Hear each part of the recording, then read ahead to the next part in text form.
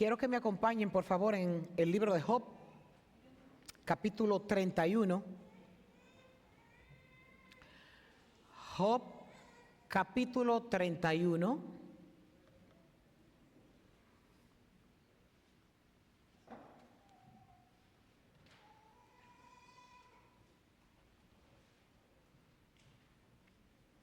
Y vamos a leer el versículo 2 y verso 3.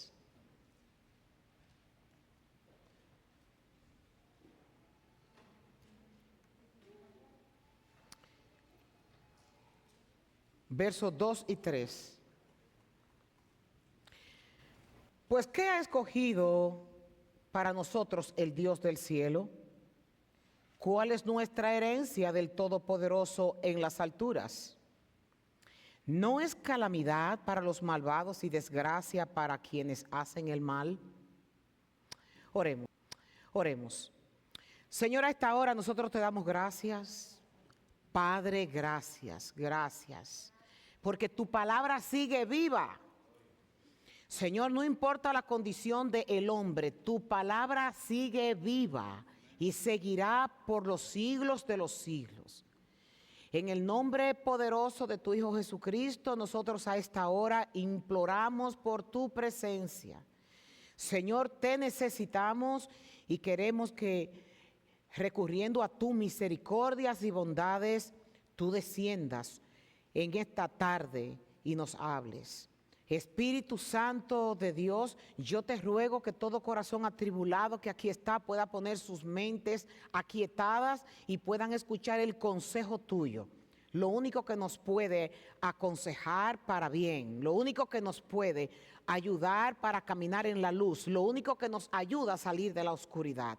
Y por eso yo te pido, Espíritu Santo de Dios, que toda figura humana sea quitada de este lugar y que la presencia viva de tu Santo Espíritu sea la que hable en medio nuestro. Señor, reprende todo espíritu que haya en este lugar que distraiga, todo espíritu de contención en las mentes, todo corazón, Señor, que esté endurecido, todo corazón que lo que esté sea en sus asientos planificando cosas y no dé la libertad a escucharte. Señor, yo te ruego que aún las moscas que anden por este entorno tengan que callarse porque tú seas quien hables el día de hoy. Para la gloria de tu poderoso nombre, nosotros imploramos que tú hagas esto por tu pueblo, porque te lo pedimos en el nombre de Jesús. Amén y amén. Pueden sentarse.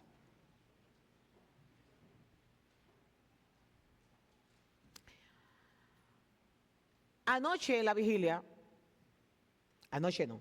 Bueno, lo que pasa es que como nos acostamos ayer, el viernes en la noche estuvo con nosotros el hermano Santiago del Villar.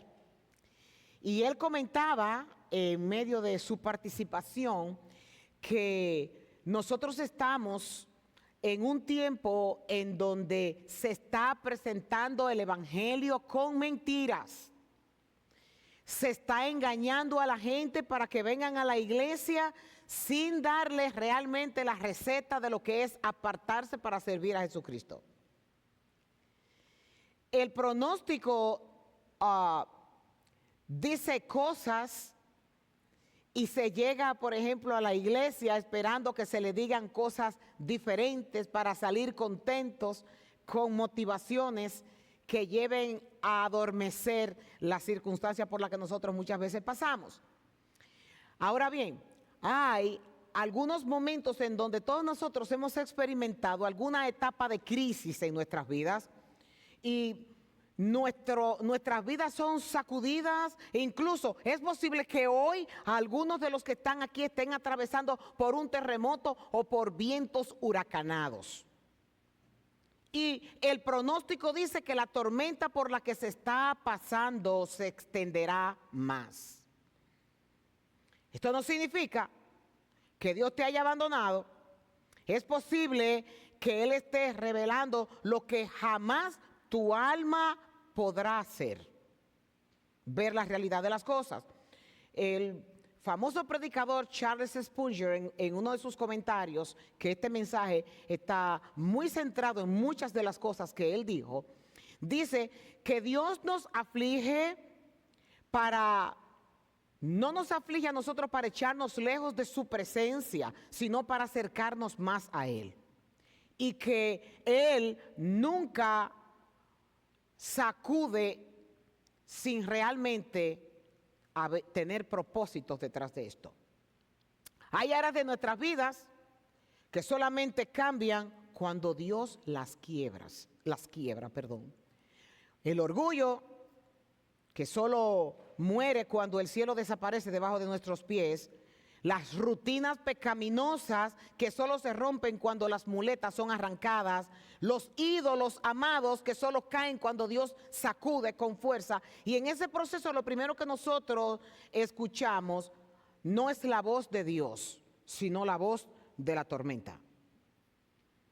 En el concepto, en el Antiguo Testamento, se creía que cuando una persona estaba pasando por situaciones difíciles, inmediatamente calificábamos a esa persona de que había hecho algo para que le estuviera pasando lo que le pasa, aunque sabemos bien que la palabra nos dice que lo que nosotros sembramos, eso vamos a cosechar, y que muchas veces practicamos pecado y ese pecado nos lleva a consecuencias, aún nosotros después de habernos arrepentido, porque definitivamente el pecado tiene consecuencias.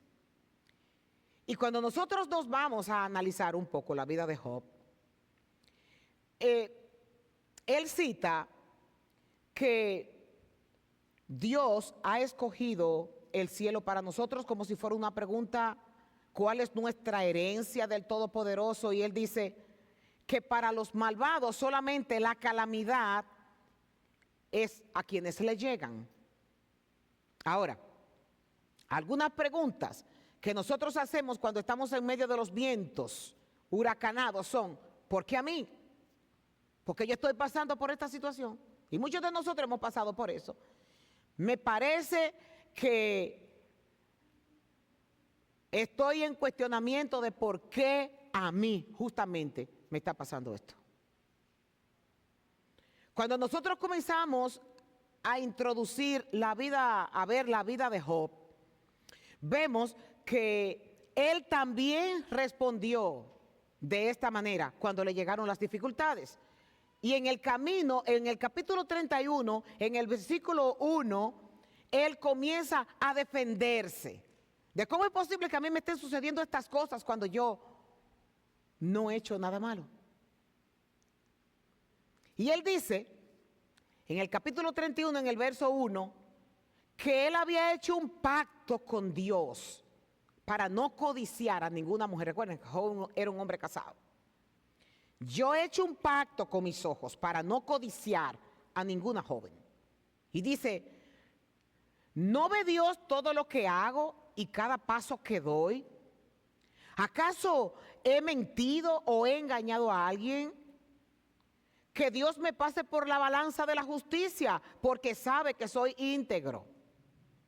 Si me he desviado de su camino, o si mi corazón ha codiciado lo que vieron mis ojos, o si soy culpable de cualquier otro pecado, entonces que otro coma las cosechas que he sembrado, que todo lo que planté sea desarraigado. Job comienza a cuestionar por qué a él le pasan circunstancias, por qué él está pasando por las circunstancias que pasa.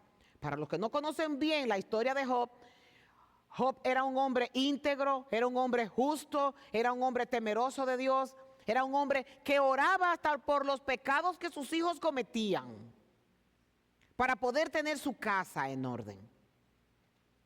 Y la Biblia nos dice en el capítulo 1 que hubo un tiempo en donde Dios tenía una reunión en el cielo y que se apareció Satanás. Y que Satanás, Dios le pregunta a Satanás que si no había visto a su siervo Job, que era justo, que era temeroso de él.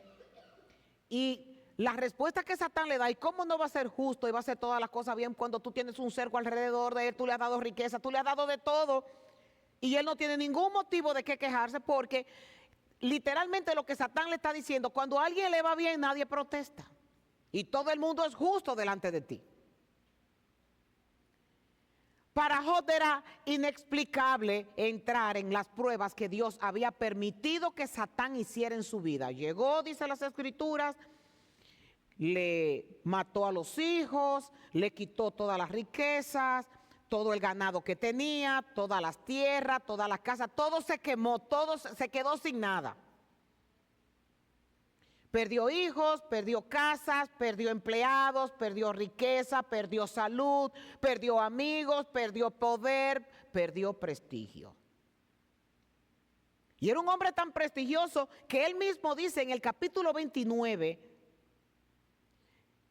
recordando su gloria, que tiempos aquellos cuando yo iba a la puerta de la ciudad y ocupaba mi lugar entre los líderes reconocidos. Los jóvenes me daban paso para cuando me veían e incluso los ancianos se ponían de pie en señal de respeto cuando yo llegaba. Los príncipes guardaban silencio y se cubrían la boca con las manos. Las más altas autoridades de la ciudad se quedaban calladas y refrenaban la lengua en señal de respeto. Los que me oían me elogiaban, los que me veían hablaban bien de mí. ¡Wow! Un hombre que le iba bien, un hombre que tenía una excelente familia, un hombre exitoso. Y la palabra lo describe así como un hombre justo, intachable, de absoluta integridad, que tenía temor de Dios y se mantenía apartado del mal. Y nosotros nos preguntamos, si Dios nos lleva a situaciones para que podamos vernos por dentro, porque muchas veces Dios tiene que hacer cosas en nuestra vida para que podamos ver nuestro interior, porque nosotros nada más miramos al frente.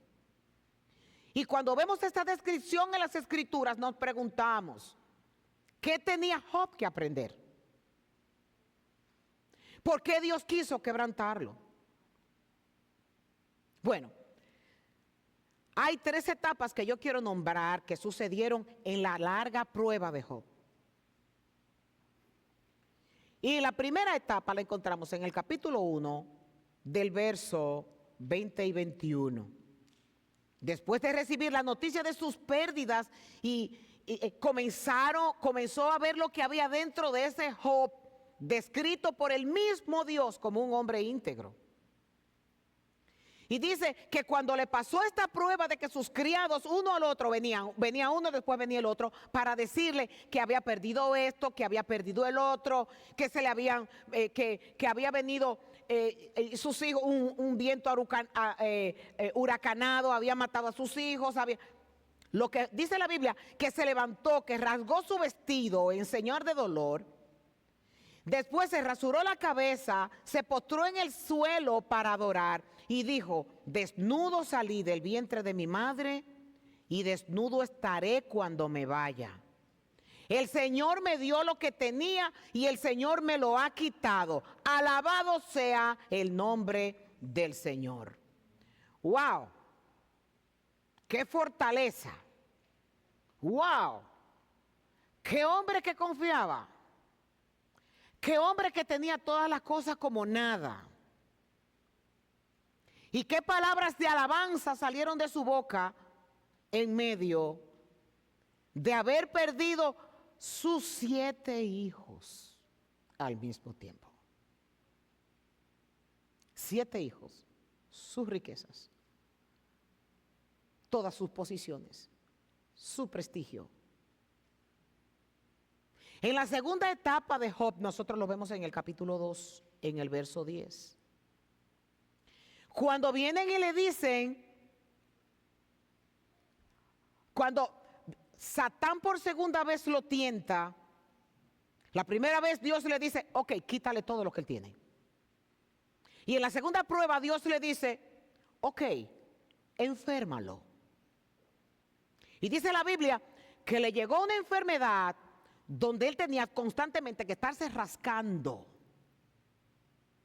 Y su carne se le estaba básicamente como si fuera una infección de piel que tuviera. Desagradable a la vista de los hombres. Tenía que estar apartado porque en sus condiciones él no podía estar conviviendo con nadie. Y dice la Biblia que su esposa vio que tenía tanta desgracia, una detrás de la otra, una detrás de la otra, una detrás de la otra, que su esposa lo que le dijo, oye, lo que tú tienes que hacer es maldice el nombre de Dios y muérete. Ella misma ya no podía tolerar ver tantas pruebas. Y en esta segunda etapa de Job, cuando le pasa esto, que ya él está enfermo, él dice, ¿aceptaremos solo las cosas buenas que vienen de Dios y no aceptaremos lo malo? ¡Uy! Cuando yo escucho a este hombre, yo digo, Dios mío, pero qué maravilla, qué corazón, cuánta fe, cuánta confianza. Perdió sus hijos. Cuando nosotros lo leemos, señores, perder 7 hijos, perder todas sus propiedades. Y después de esto, lo único que te quedaba, las manos saludables para seguir trabajando y echar de nuevo. No, enférmalo ahora. Dios da la aprobación para que eso pase. Sin embargo, pasa el dolor y llega el dolor y el dolor y el dolor. Y nosotros siendo seres mortales, emotivos, la llaga tenía, el dedo tenía que darle a la llaga. Y en su tercera etapa, en el capítulo 3, en el verso 21, él dice, oiga, lo que yo siempre había temido me ocurrió y se hizo realidad lo que a mí me horrorizaba. Ya el vocabulario de Job está comenzando a ser un poquito más humano. Porque la prueba, cuando a ti te dan duro, definitivamente llega un momento en donde tú dices, ok, dame por la derecha, sí, dame por la izquierda, sí señor, yo sé. Pero llega un momento en donde ya tú estás tan débil que tú comienzas a menguar hasta en tu fe. Ahora, el propósito de Dios, llévense esto del mensaje completo. El propósito de Dios en tu vida, en mi vida, es salvarnos. Independientemente, salvarnos. Dios quiere que nuestras almas sean purificadas como el oro. Dios quiere podar nuestras ramas para que nosotros podamos dar fruto. Y Dios quiere injertarnos en el árbol verde. Cuando todos nosotros sabemos que ese pedacito donde está Israel es la tierra amada por Dios, donde muchos hombres y mujeres murieron para poder conquistar esa tierra. De Sión, de donde viene nuestra salvación, donde Dios escogió a un pueblo, como dice en Deuteronomio, a un pueblo insignificante para darle su grandeza en medio de esa tierra, donde Dios ordenó que se hiciera su templo, donde Dios se mostró en adoración, donde Dios puso a Abraham a tener la mayor prueba de fe que nosotros podemos encontrar en las Escrituras, de querer sacrificar su propio hijo porque Dios le dijo que lo hiciera. Estamos hablando de que es una tierra especial para Dios. Sin embargo, cuando el pueblo de Israel comenzó a desobedecer, a adorar otros dioses, Dios le manda un mensaje al pueblo a través del profeta Jeremías. Ama a Israel, ama esa tierra. Mandó a que se le construyera ese templo. Sin embargo, a Jeremías le dijo, yo te he puesto, yo te he llamado como profeta para que tú adviertas. Y te he llamado como profeta sobre las naciones, sobre reinos. Oigan, ¿con qué propósito? Con el propósito de arrancar, para destruir, para arruinar y para derribar. ¿Cómo es posible? A un pueblo que Dios ama tanto y está llamando un profeta para arruinar, para arrancar, para destruir, para derribar. Esa es la primera parte en la que Dios trabaja en cada creyente y en cada ser humano. Hay seres humanos que no entienden la lección, hay otros que la entienden. Pero ¿qué pasa? Que Dios le dice a Jeremías, después que tú hagas esto, entonces tú vas a edificar y vas a plantar. Dios comienza destruyendo para construir de nuevo. Este segundo proceso es la voluntad final de Dios. Y tengo para decirte que cuando Dios quita tu paz es porque está preparando algo grande para recibir. Dios trabaja en el orgullo porque un corazón orgulloso no puede trabajar en una obra terminada. Dios reconstruye desde adentro hacia afuera porque Él sabe que el corazón es engañoso más que todas las cosas y hace el trabajo de adentro para afuera. Él está más interesado en lo externo que en lo visible y extinguible. Dios está más interesado en nuestras almas que en nuestra prosperidad aquí abajo. Dos puntos que quiero tratar. De dos formas en las que Dios trabaja. Dios trabaja quebrantando. Él destruyó a Jerusalén y permitió que su santa ciudad fuera quemada y convertida en ruinas. Y eso nosotros lo vemos en el libro de Jeremías. Su templo, sus utensilios sagrados, el trabajo que su hijo amado David había peleado batalla, había saqueado dinero, oro, para poder construir ese majestuoso templo. Para Dios eso no significó nada. Y permitió que vinieran gentiles y lo destruyeran. Con un propósito. Que después de destruir el templo, Dios le dijo al profeta Ezequiel, cuando este proceso pase, yo les voy a dar un corazón nuevo. Y yo le voy a poner un espíritu nuevo dentro de ustedes. Y yo voy a quitar el corazón de piedra que tienen y le voy a dar un corazón de carne. Dios siempre trabaja destruyendo para construir de nuevo. Jesús no restauró a Pedro devolviéndole inmediatamente la autoridad cuando Pedro falló. Primero lo confrontó, luego lo curó y después lo envió. Dios no reconstruye sobre el orgullo, sino sobre la humildad. Te confronta con lo que tú dejaste crecer dentro de ti. Orgullo, dependencia humana, autojustificación, idolatría emocional. Dios tiene que acabar con eso de una forma o de otra. ¿Qué está evitando Dios en tu vida? Si está pasando por dificultades. Su bendición no se manifiesta solo en que lo que nosotros recibimos muchas veces se manifiesta en lo que Dios no nos permite tener. La oportunidad que murió, el proyecto que fracasó, la relación que terminó, la puerta que no se abrió, pueden ser más misericordia que bendición. Dios te destruye, pero no destruye tu vida, sino que destruye aquello que te está destruyendo lentamente y tú no te das cuenta. Punto 2. Hay interrupciones en el destino de nosotros que Dios trabaja.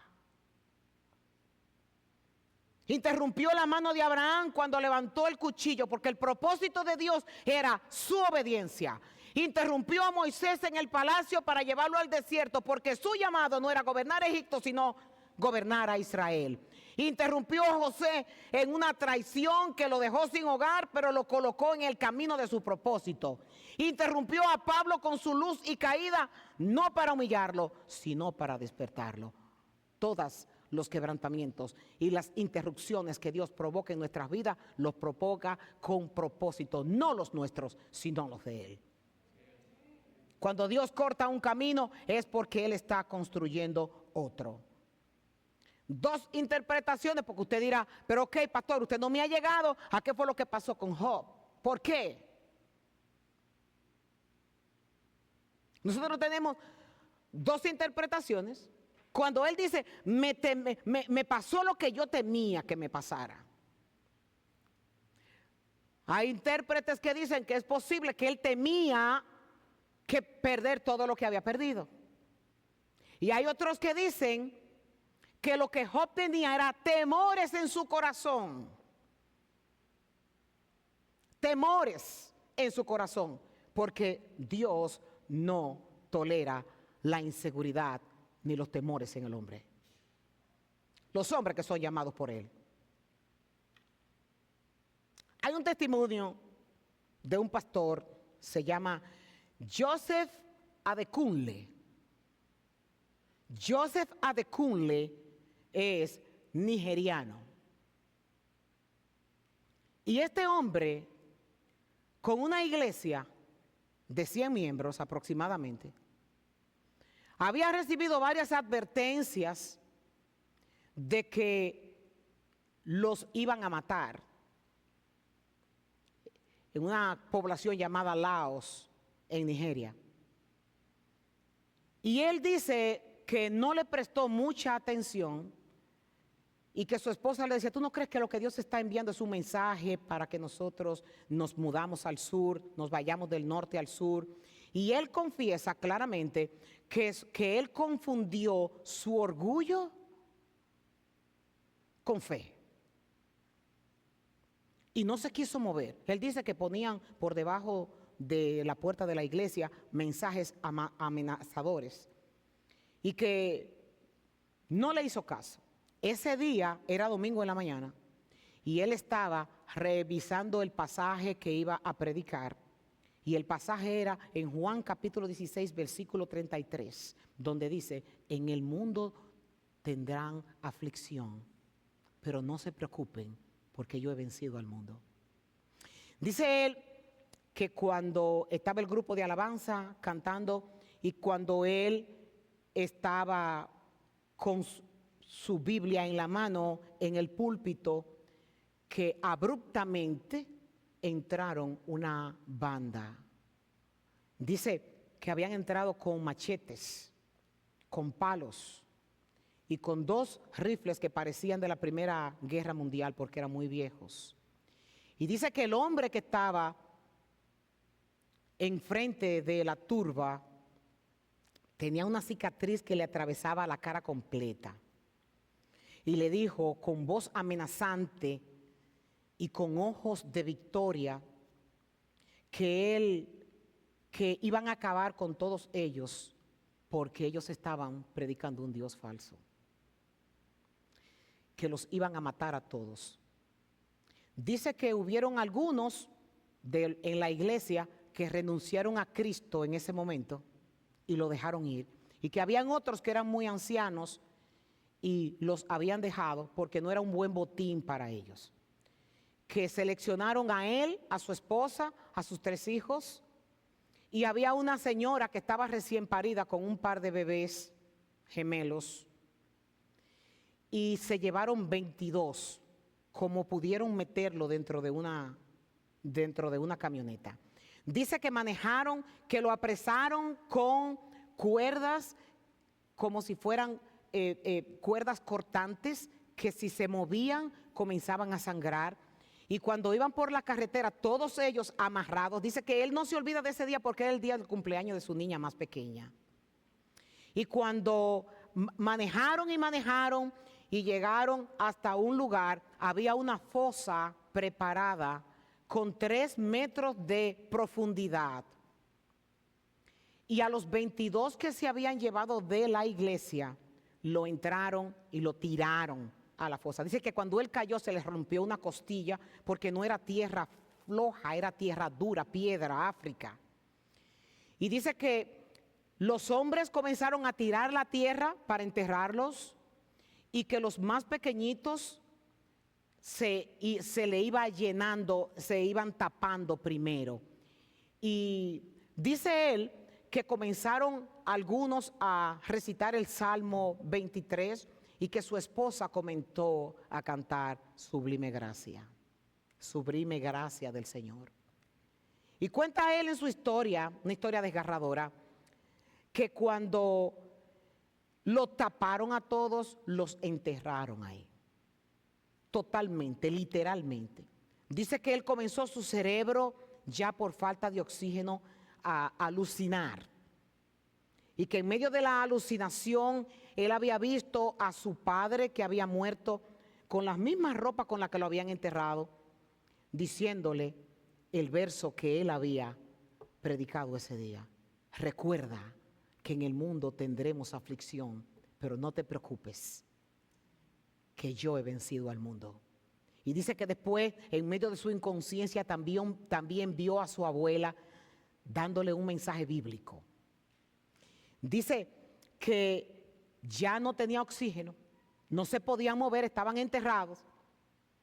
Y que llegó un momento en donde él comenzó a sentir que le estaba entrando un poquito de aire y que él escuchaba unas palabras como si fueran las palabras de muchas aguas, pero que era un lenguaje que él entendía.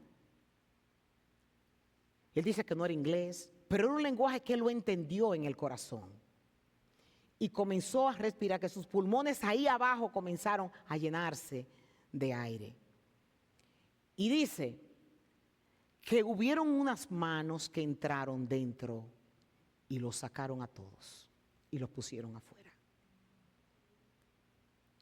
La historia es mucho más larga y más triste. El caso es que él comenzó a cuestionarse. Afuera estaban como a 20 metros, dice él, estaban los que lo habían enterrado y que todos salieron huyendo porque dijeron que eran fantasmas los que habían salido de ahí. Ellos no lo podían creer. Llegaron por un medio de transporte que Dios le había provisto afuera, llegaron a su iglesia y ahí estaban los periodistas, ahí estaban pastores de otras denominaciones, ahí estaban los otros miembros de la iglesia que se habían quedado. Eso estaba lleno de gente y habían velorios ya que estaban preparándolos sin cuerpos porque ellos habían desaparecido. Ellos todos no creyeron que habían regresado. El caso es que el testimonio de este hombre es que un día, en una vigilia, él comenzó a cuestionar a Dios, a preguntarle que por qué él tuvo que haber pasado por eso. Y se encontró con el libro de Job. Y cuando se encontró con el libro de Job, encontró las palabras que dice: de oídas te había escuchado, pero ahora mis ojos te ven.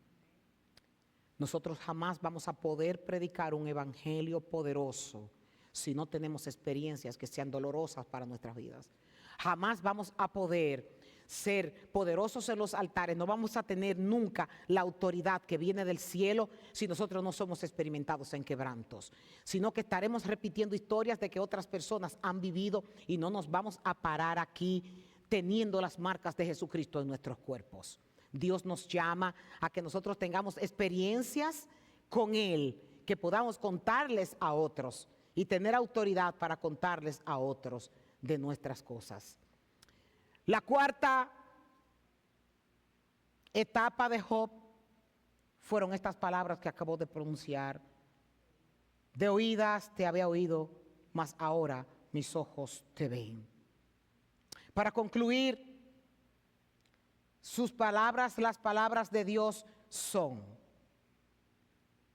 no permitiré que te pierdas. Haré lo que tenga que hacer contigo, pero no permitiré que te pierdas. El apóstol Pablo dice: desháganse de su vieja naturaleza pecaminosa y de su antigua manera de vivir, que está corrompida por la sensualidad y el engaño. Nosotros fuimos crucificados con Cristo para que el pecado perdiera su poder en nuestras vidas. Es necesario que a través de muchas aflicciones, dijo el apóstol Pablo en Hechos 14:22, entremos en el reino de Dios. Cuando el apóstol Pablo fue llamado, Dios le advirtió a Ananías que le dijera a Pablo que yo le mostraré cuánto debe padecer por mi nombre. Nos queremos parecer al apóstol Pablo, pero desde que recibimos los primeros 40 azotes, o cuando vayamos a naufragar en medio del mar, o cuando nos hayan agarrado para apresarnos inocentemente y nos hayan dado todos los golpes del mundo, no creo que sigamos profesando a Jesucristo como lo hizo el apóstol. El propósito de Dios es un propósito santo en medio de nuestras pruebas, de nuestras pérdidas, de nuestras confusiones, de nuestros quebrantamientos. Lo que tú construiste sin Él se caerá para que puedas comenzar de nuevo sobre un fundamento eterno. Un terremoto enviado por Dios no destruye al creyente, destruye lo que lo esclaviza. Si hoy tu vida está temblando, No interpretes ese movimiento como abandono, sino como misericordia.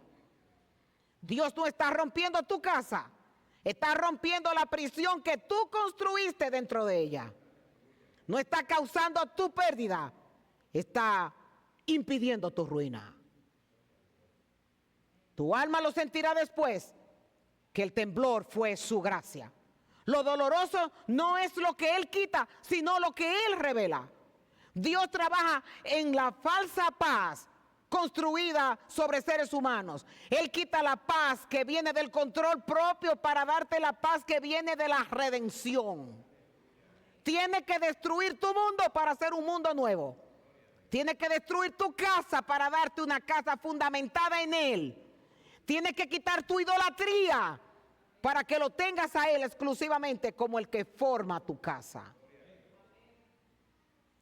Para palabras de consuelo, el salmista nos dice en el Salmo 37, en el verso 23, el Señor dirige los pasos del hombre y lo pone en el camino que a Él le agrada. Aun cuando caiga, no quedará caído porque el Señor lo tiene de la mano. En Isaías 54, 7 también dice, oye, tú que estás en tribulación, tú que estás quebrantado, tú que estás pasando por prueba, tú que crees que Dios te ha abandonado, Él el día de hoy dice, por un breve momento te abandoné, pero te recogeré con grandes misericordias. Con un poco de ira escondí de mí tu rostro, por un solo momento, pero con misericordias eternas tendré compasión de ti, dijo Jehová tu Redentor. No importa cuál sea la condición en la que estemos hoy, estamos parados sobre la roca. Es nuestro arquitecto. Él es el que sabe lo que le conviene a nuestras vidas. Él será el que después que estemos en el suelo no nos dejará caídos para siempre, sino que nos levantará y nos dará la fuerza que nosotros necesitamos para llegar a Canaán, que es el propósito que Él tiene. No que lleguemos dentro de 3 años con nuestras cuentas bancarias llenas o con los deseos de nuestro corazón cubiertos. Así que yo pido que nos pongamos de pie y que le oremos al Señor.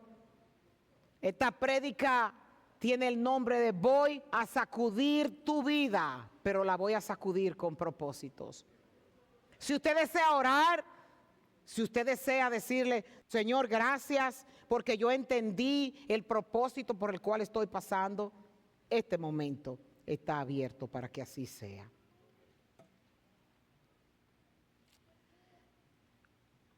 Señor, oremos.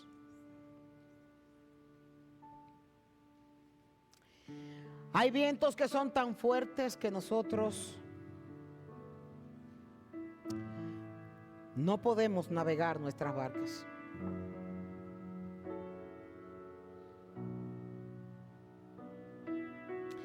Cuando nos llevas por caminos desconocidos, nuestros temores, Señor, nos hacen caer en depresiones. Sin embargo, hoy reconocemos que tú tienes el timón.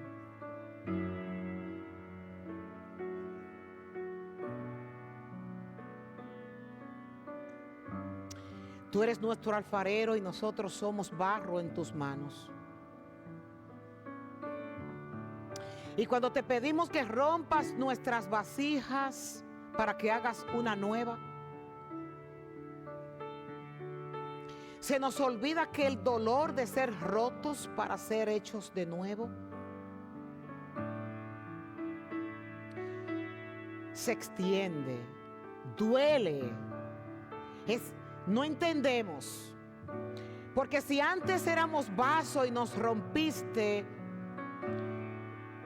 cuando estamos en tus manos, Señor, no sabemos qué figura vas a hacer. Pero hoy yo te ruego que tú deposites confianza en nosotros, de darte el control soberano y soltar nuestras amarras. Señor, aquí hay mucha gente con problemas familiares. Aquí hay madres llorando por sus hijos porque ya no están pequeños como antes. que se podían agarrar de la mano, se les podía dar alguna medicina si estaban enfermos.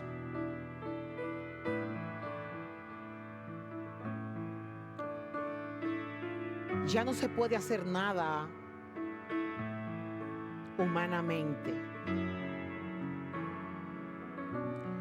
Hoy, Señor, nosotros dependemos de ti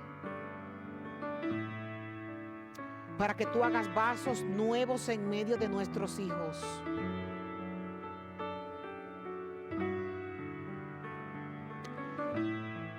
Señor, tú hoy nos estás llamando a que tengamos esa fe que sobrepasa el entendimiento humano de saber que lo que tú haces, lo haces para bien. Que a ti no te interesan nuestras vidas mortales, a ti te interesan nuestras almas eternas. Y que lo que tú comienzas, tú lo terminarás. Que no depende de madre o de padre, depende de ti. Señor, aquí hay hijos dolidos con sus padres que tampoco pueden hacer nada. Pero yo te ruego en el nombre de Jesús que haya confianza en saber, Señor, que cada uno tiene propósito en nuestras vidas. Aún el de provocarnos dolor para ver cómo vamos a manejarlo. Aún el de experimentar abandono, experimentar traición, experimentar, Señor, falta de atención. El ser invisible para ellos. Padre, pero en todo eso estás tú. Forma carácter a hombres y mujeres que están en este lugar. Señor, que crean verticalmente en el Dios Todopoderoso que hizo el cielo y la tierra. Que nada se escapará de tu mano poderosa. Señor, en el nombre de Jesucristo, hoy nosotros venimos delante de tus atrios, delante de tu altar, pidiendo que pongas en nosotros un corazón nuevo, confiado, que no hayan vientos que nos tumben, que seamos como las palmeras que se doblan pero que se enderezan inmediatamente cuando el viento deja de soplar.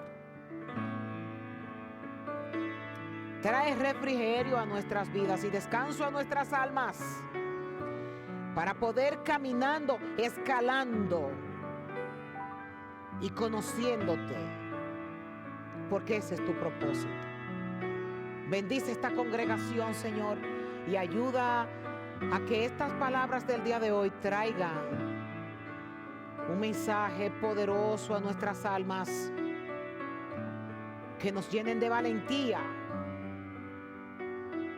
y que podamos ser diferentes ante el mundo que no te tiene, sino que nosotros podamos mostrar que tenemos un Dios que es quien pelea la batalla por nosotros, un Dios que es quien trabaja en nuestras almas, trabaja en nuestras vidas, que todo está escrito en tu libro y que no hay nada de ello que se separe de tus designios, que lo que tú escribiste se cumplirá.